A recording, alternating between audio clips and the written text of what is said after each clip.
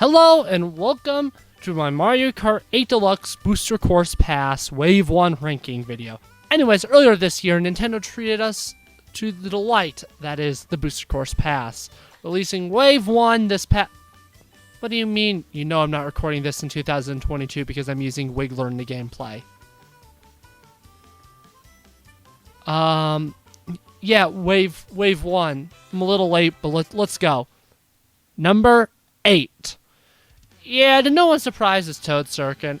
Now, I don't hate this track as much as other people do. It's only my third least favorite track in the game, but that's not even because it's graphically not base game quality or anything like that. I just don't think this is a fun course to race on. It's kind of just one of those tracks I forget exists, and I'm like, oh, Toad Circuit. Huh. Whenever it comes up. It has good music.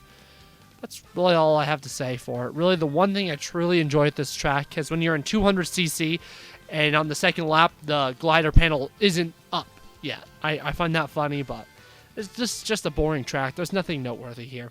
Number 7, GBA Sky Garden. Now, this one saddens me. Now, Sky Garden's not my favorite GBA course. In fact, I'd put it mid-tier as far as Super Circuit tracks go. But that doesn't mean I wanted to see my boy massacred in Touring 8.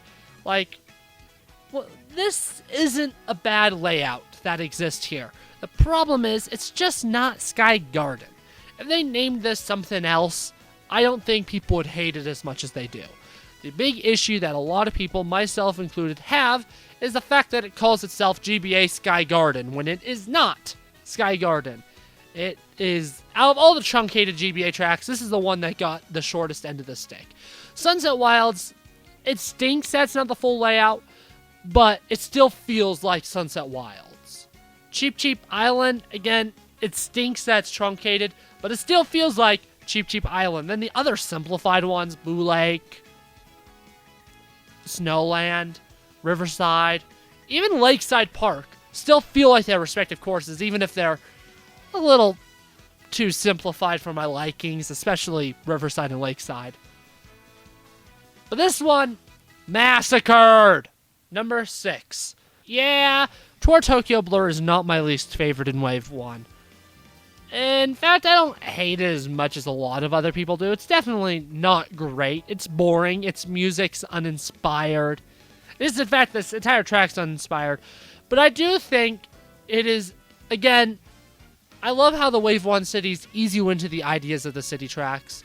Paris doesn't really lean into the lap changing every gimmick nearly as much. Only with the third lap does Paris really lean into the lap changing gimmick. But this one builds into it a little further, with the track overall being really simple and not changing all that much, but all 3 laps are different to help ease you into the lap changing gimmick. And let me just say, I'm glad this was in Wave 1. I think everyone would have thrown a fit if this was in a later wave, instead of some of the later cities, which are more well-liked. Number 5, Tour Paris Promenade.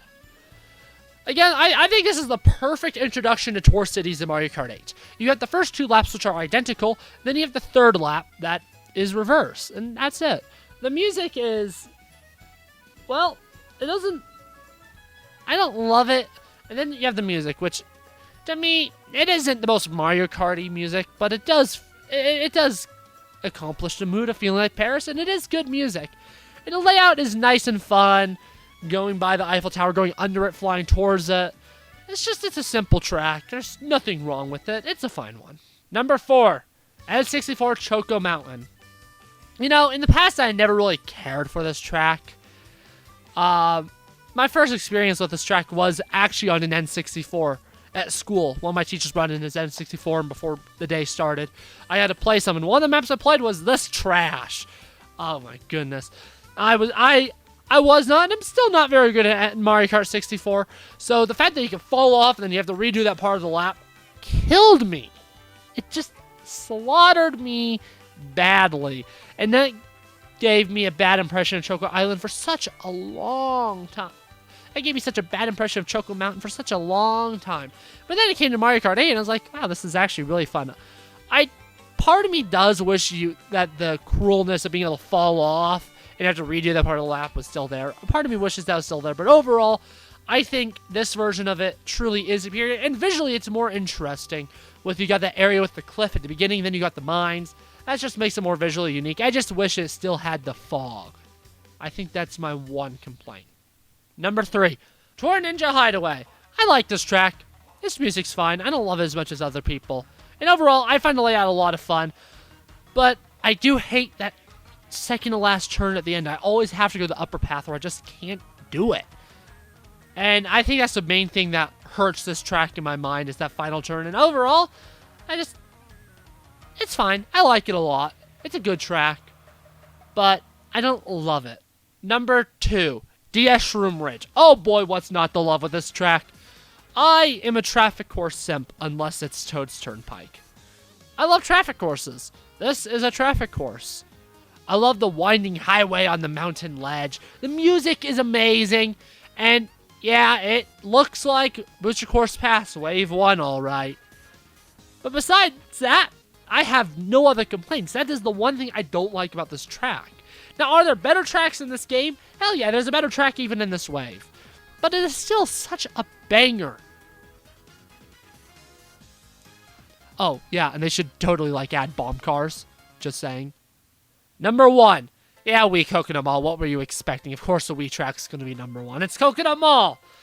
Coconut Mall, a year ago, I would have put it in my top 5 favorite tracks of all time in Mario Kart. Yeah, no, I rank Mario Kart tracks just on my own a couple times a year, and Coconut Mall definitely isn't as high as it used to be, but I still love it. The music is so much fun, and I'm gonna say it, Coconut Mall has never looked better. I wish it had, the exit signs at the ends, and, well, I'm glad the cars do move now. I still would prefer the Mario Kart Wii cars with how they worked there and with the boost panels, but, visually, this is the best version of Coconut Mall, and gameplay-wise, it's still second only to the original Wii version. Anyways, that's my ranking of Wave 1 of Mario Kart 8 Deluxe Booster Course Pass. Overall, yeah, I don't like it as much as I used to. When this came out, definitely had a lot of recency bias, and just the idea of getting more tracks in Mario Kart 8 was incredible. But looking at it now, I'd much rather be playing every other wave. I mean, I think every wave has just overall gotten better than the last. I mean, Toad Circuit is one of my least favorite tracks in Mario Kart 8, and Sky Garden and Tokyo Blur are also both pretty far down in my ranking. And Coconut Mall, it's the only one in my top 20. But, it's just a weird selection of tracks. I don't know what they were thinking. The tour tracks make sense. Shroom Ridge, Coconut Mall, those are great. Those 5 are great. And I like Choco Island, but... I like Choco Mountain, but Sky Garden and Toad Circuit... Such weird picks. Something like Luigi Circuit from Super Circuit would have been much better. And literally any other track in Mario Kart 7 would have been better.